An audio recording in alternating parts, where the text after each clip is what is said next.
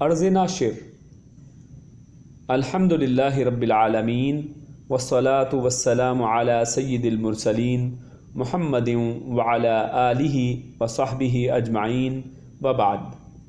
حضرت علی بن ابی طالب اور ابو سعید خدری رضی اللہ عنہما سے بہت سے ترک کے ساتھ مختلف روایات میں ہے کہ رسول اللہ صلی اللہ علیہ وسلم نے فرمایا، جو شخص میری امت کے لیے امور دین سے متعلق 40 احادیث حفظ کرے تو اللہ تعالیٰ اسے قیامت کے روز فقہاء اور علماء میں سے اٹھائے گا۔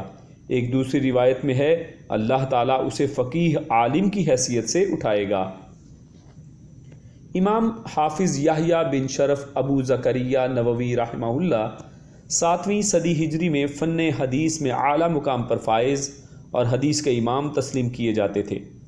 آپ نے الاربعین کے سلسلے میں وارد فضیلت کے حصول کے لیے احادیث کا ایک مجموعہ مرتب کیا جس میں 42 احادیث ہیں، لیکن یہ مجموعہ الاربعون النوویہ کے نام سے گزشتہ 700 سال سے معروف چلا آ رہا ہے۔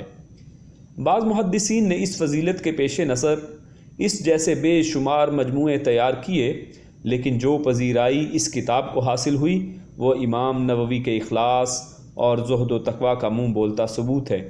امام صاحب نے اس مجموعے میں جن احادیث کا انتخاب کیا ہے وہ دین میں اساسی حیثیت کی حامل ہیں۔ اکثر احادیث کا سلسلہ روایت صحیح ہے اور ان کا علم حاصل کرنا ہر مسلمان کے لیے از حد ضروری ہے۔ اس کتاب کا بہت سی معروف زبانوں میں ترجمہ ہو چکا ہے اور کثیر تعداد میں شرحیں بھی لکھی گئی ہیں۔ حال ہی میں معروف اسلامی اسکالر پروفیسر سعید مجتبیٰ سعیدی نے دارالسلام کے لیے اس کتاب کی ایک مفصل شرح لکھی ہے جو چھپ چکی ہے۔ کتاب کا یہ ترجمہ ان لوگوں کے لیے شائع کیا جا رہا ہے جو وقت کی قلت کے باعث محض احادیث کے متن اور ترجمے پر اکتفا کرنا چاہتے ہیں۔ آخر میں احادیث میں استعمال مشکل عربی الفاظ کا لفظی ترجمہ بھی دے دیا گیا ہے تاکہ قارئین کرام لفظی ترجمہ یاد کر کے حدیث کے معنی و مفہوم کو ہمیشہ کے لیے اپنے سینے میں محفوظ کر لیں۔